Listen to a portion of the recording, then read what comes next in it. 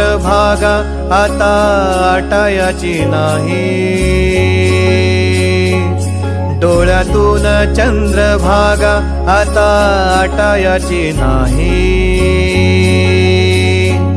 उभ्या जन्मात विठ्ठला